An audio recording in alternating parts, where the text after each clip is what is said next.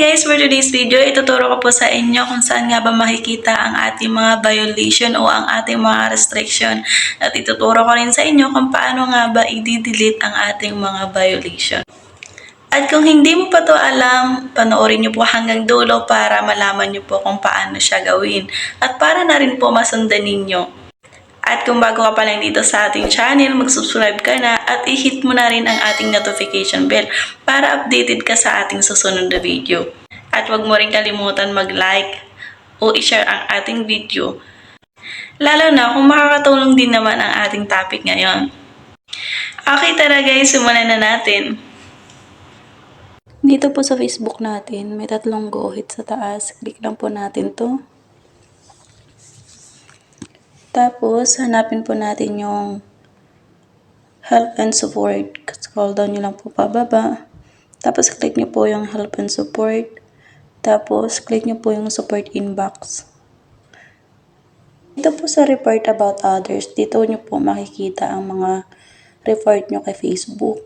Katulad na lang po, kung may problema kayo sa page nyo or profile nyo, o kaya may pakiusap kayo na bigyan kayo ng ads on Reels. Tapos nag-report po kayo kay Facebook. Dito nyo po makikita. Click lang po natin to. No reports po ako kasi wala pa naman po ako ni-report kay Facebook. So back lang po natin. Dito naman po kay your alerts, guys. Dito nyo po makikita lahat ng violation nyo at copyright nyo. Click nyo lang din po natin to. Ito na nga guys, may dalawang violation ako. Click lang po itong isa.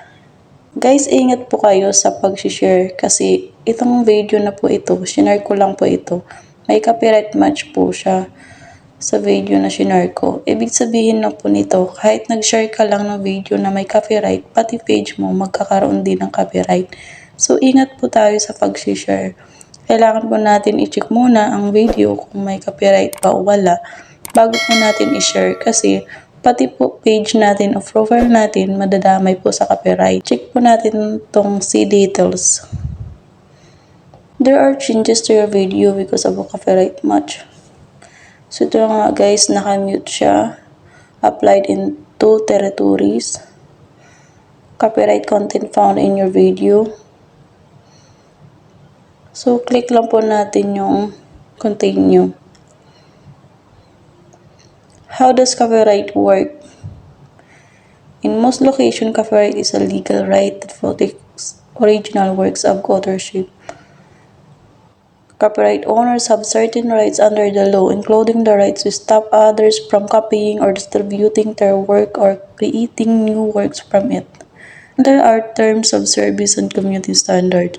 You can only post content to Facebook that doesn't violate someone else's intellectual property rights. So, continue lang po natin yan. How to make sure your content doesn't violate copyright law. Sabi nga po dito, use licensed music with revenue sharing. Guys, kung invited ka na sa licensed music ni Meta, yun po ang gamitin nyo. Sa mga short videos na hanggang 15 seconds or 30 seconds lang, kasi wala po kasi copyright yun. Kung gusto nyo naman po maglagay ng music sa mahabang video nyo, gamitin nyo po ang music ni Meta or ni Facebook na nasa audio library.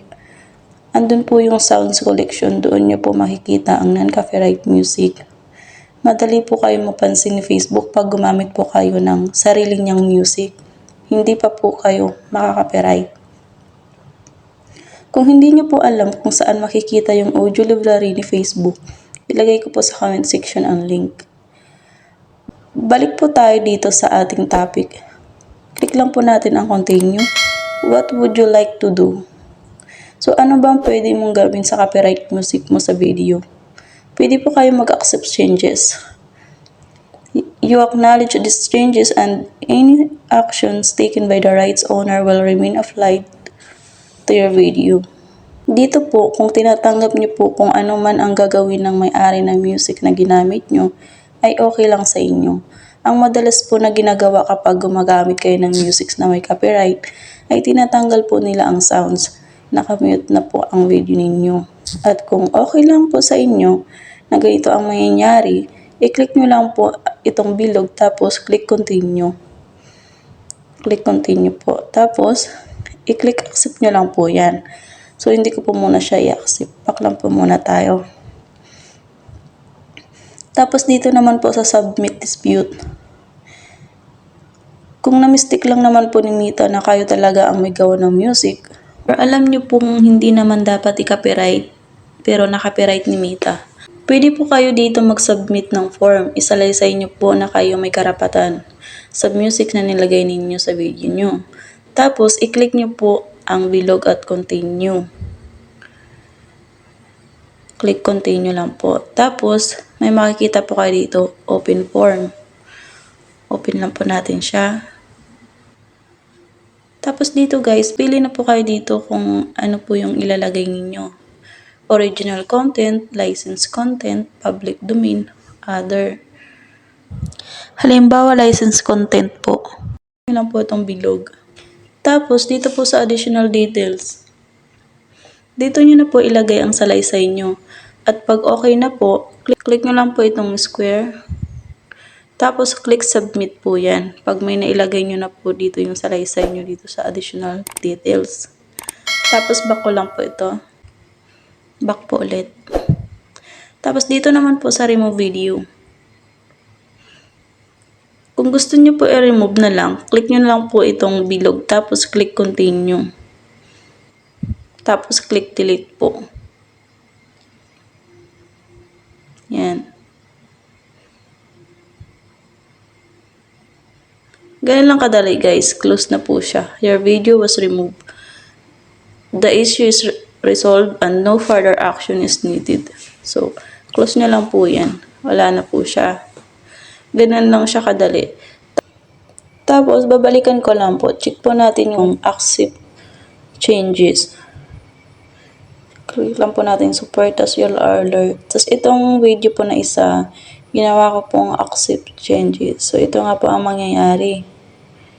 Ganito po palang kalabasan kapag nag-changes accept kayo. Click lang po natin itong sa details. May green na check po sa taas. You accept the video changes pero nakamute po ang music nyo.